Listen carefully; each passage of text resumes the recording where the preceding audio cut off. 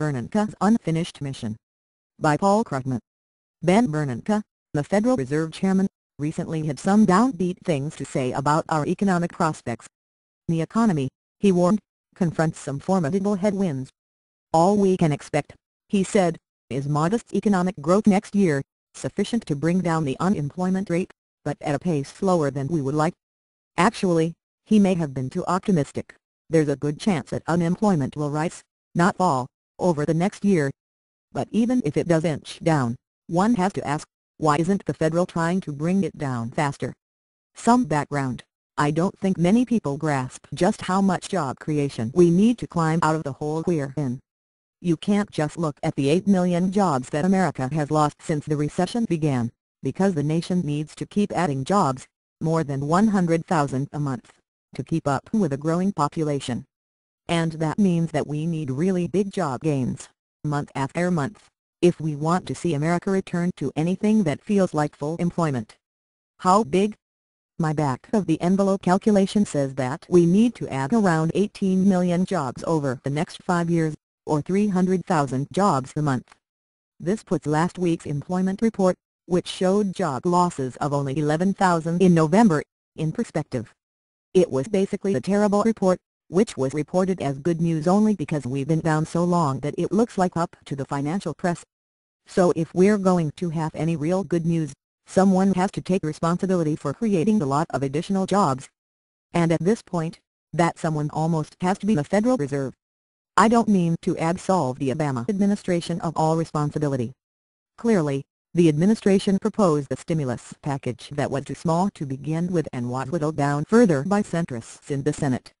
And the measures President Obama proposed earlier this week, while they would create a significant number of additional jobs, fall far short of what the economy needs.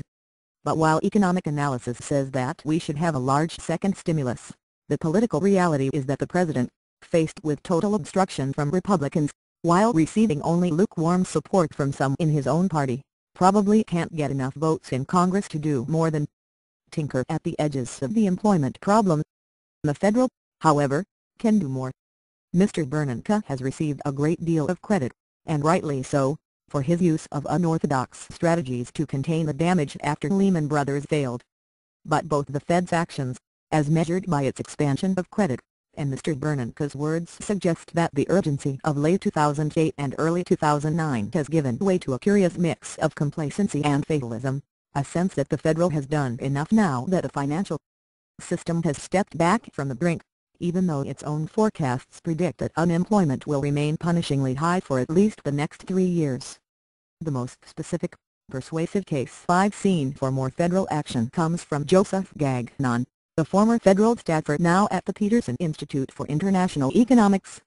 Basing his analysis on the prior work of none other than Mr. Bernankes himself, in his previous incarnation as an economic researcher, Mr. Gagnon urges the Federal to expand credit by buying a further $2 trillion in assets.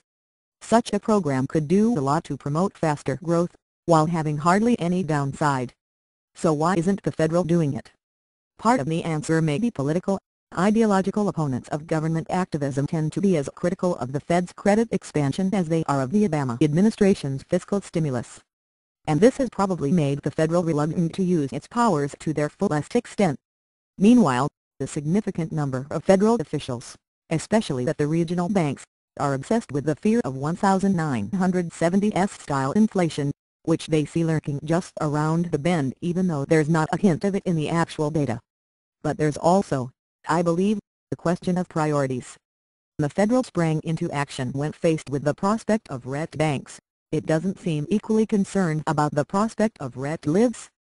And that is what we're talking about here. The kind of sustained high unemployment envisaged in the Fed's own forecasts is a recipe for immense human suffering, millions of families losing their savings and their homes, millions of young Americans never getting their working lives properly started because there are no jobs available when they graduate. If we don't get unemployment down soon, we'll be paying the price for a generation. So it's time for the Federal to lose that complacency, shrug off that fatalism and start lending a hand to job creation.